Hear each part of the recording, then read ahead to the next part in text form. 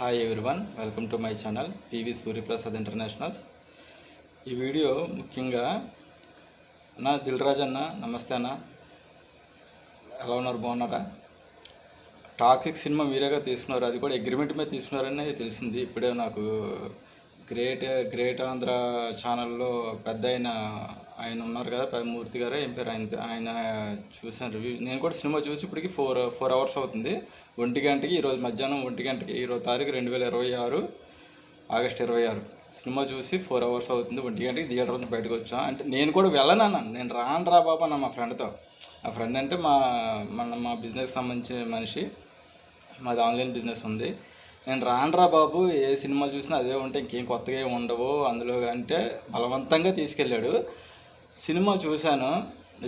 నిజంగా చెప్తాను ప్రొడ్యూసర్లకి, ఇండియాలో మన భారతదేశంలో ఇండియాలో ఎన్ని భాషల ప్రొడ్యూసర్లు ఉన్నారు, సినిమా ప్రొడ్యూసర్లు ఉన్నారో, సినిమా నిర్మాతలు ఉన్నారో, అందరికీ కూడా ఈ వీడియో ఒకసారి షేర్ చేయండి అన్న దిల్ రాజు అన్న ప్లీజ్. ఎందుకంటే ఒక 100 రూపాయలు 200 రూపాయలు సంపాదించడానికి ఇప్పుడున్న రోజుల్లో ప్రతి ఇంట్లో కూడా చాలామంది ఇళ్ళల్లో చుక్కలు కనబడుతున్నాయి. అలాంటిది 200 రూపాయలు 250 రూపాయలు 500 రూపాయలు 1000 రూపాయలు టికెట్ పెట్టి కొనుక్కునే వాళ్ళకి మాకు ఏదైనా ఎంటర్టైన్మెంటే. అరే నీకేట్రా తెలుసు సినిమా గురించి అంటే చెప్తాను వినాన్న, నిజంగా చెప్తున్నాను, సత్యం. కరెంటు కూడా ఇప్పుడే వచ్చింది. ₹1 ఇస్తే కొదమసింహం తెలుసు కదనా, అన్నయ్య మెగాస్టార్ చిరంజీవి గారు, కొనిదెల శివశంకర్ వరప్రసాద్ అన్నయ్య. ₹1 ఇస్తే అప్పుడులో కొదమసింహం సినిమా ఎక్కువ వేసేవారు అన్న టీవీలో. నా చిన్నప్పుడు టైంలో కొదమసింహం సినిమా ఎక్కువ న్యూస్ ఛానల్లో. అప్పుడు ఈ టీవీలు ఎవరికో ఒక్కరికి ఉండేది. ఒక వీధిలో, ఒక 4-5 వీధిలో ఒక వీధికి ఉండేది. మా వైజాగ్లో అయితే, విశాఖపట్నంలో అయితే దెబ్బమ్మ అని ఒక ఆవిడ ఉండేది. నేను ఇది చెప్పాలనుకుని చెప్పేస్తున్నాను. విశాఖపట్నంలో దెబ్బమ్మ అనేది ఒక ఆవిడ ఉండేది. ఆవిడ మహాబాబు చనిపోయి ఉంటుంది. ₹1 ఇస్తే లోపలికి టీవీ చూడడానికి వాళ్ళ ఇంట్లోకి వెళ్ళేవాళ్ళు. ఓకే, ఒకసారి మళ్ళీ ₹1 ఇచ్చి మళ్ళీ బయటకు వస్తే ఇంక మళ్ళీ నువ్వు మేము ఆ ఇంట్లోకి వెళ్ళి టీవీ చూడాలంటే మళ్ళీ ₹1 ఇవ్వాలి. అప్పట్లో ₹1 అంటే చాలా ఎక్కువ. మా కొనుక్కోవడానికి ₹1 ఇచ్చేవారు. ఆ కొనుక్కోవడానికి ఇచ్చిన ₹1 పెట్టి సినిమా చూడడానికి టీవీలో వెళ్ళామంటే, అంటే మీకు గుర్తు చేయడానికి చెప్తున్నా. అంటే సినిమాలు అంటే మాకు ఎంత పిచ్చో మీకు అర్థం అవడానికి చెప్తున్నాను అన్న దిల్ రాజు అన్న. దయచేసి సినిమా ప్రొడ్యూసర్లకి డబ్బులు ఎక్కువ. ఈ టాక్సిక్ సినిమా చూసిన అసలు చెప్తున్నాను, ఫస్ట్ హాఫ్ వరకు పర్లేదన్నా, ఏదో ఫోన్లే. సెకండ్ హాఫ్ ఏదన్నా ఎవరైనా ఎంటర్టైన్మెంట్ ఆశించి కదన్నా వస్తారు. ఫస్ట్ హాఫ్ వరకు పర్వాలేదు. అసలు ఉంది, టాలెంట్ ఉంది. గీతూ మోహన్ దాస్ గారి దగ్గర ఏంటి, ప్రతి డైరెక్టర్ దగ్గర, ప్రతి నిర్మాత దగ్గర కూడా మంచి అభిరుచి గల సినిమాలు తీయాలన్న ఆలోచన, ప్రతి సినిమా డైరెక్టర్కి మంచి సినిమాలు తీయాలనే ఆలోచనలో కెపాసిటీ, దమ్ము, ధైర్యం ఉంది. ఒప్పుకుంటున్నాం, మేము కాదనట్లేదు. ఎందుకంటే మాకు ఖాళీ దొరికితే తెలుగు సినిమాల కంటే హాలీవుడ్ పిక్చర్లే చూస్తాం. అందులోకి ఇప్పుడు ఓటీటీలు వచ్చేసినాయి. ఓటీటీలో ఈ హాలీవుడ్ వెబ్ సిరీస్ అవన్నీ చూసిన వాళ్ళకి ఇంకా దానికంటే ఎక్స్ట్రాడినరీగా ఆశిస్తాం. పోనీ ఆశించకపోయినా అదంతా వద్దు. కానీ ఇప్పుడు ఈ టాక్సిక్ సినిమా గురించి ఆలోచిస్తున్నాం అన్న. ప్రొడ్యూసర్లు మీకు బాగా మీరు చూడండి, పోనీ మీకు తాలూకాలకు చూపించండి ఫస్ట్ సినిమా.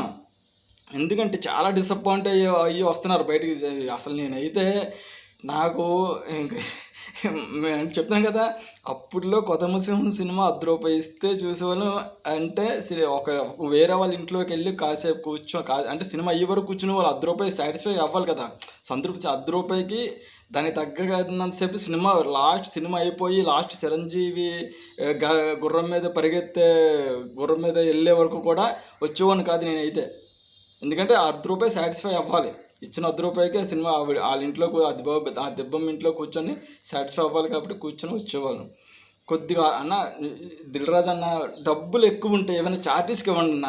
అంతెందుకన్నా, ₹1,00,000 ₹2,00,000 ఎవరి దగ్గరైనా కుర్రోళ్ళ దగ్గరకు ఉంటే, నిజంగా ఇప్పుడున్న కుర్రోళ్ళలో చాలామంది, మన ఆంధ్రప్రదేశ్ తెలంగాణ యూత్లో చాలామంది ₹1,00,000 కానీ ₹2,00,000 కానీ ఉంటే ఒక మంచి ఏదైనా ఒక కాన్సెప్ట్ చేసి సెటిల్ అయిపోవాలని ఆలోచన నుండి బోల మంది ఉన్నారు.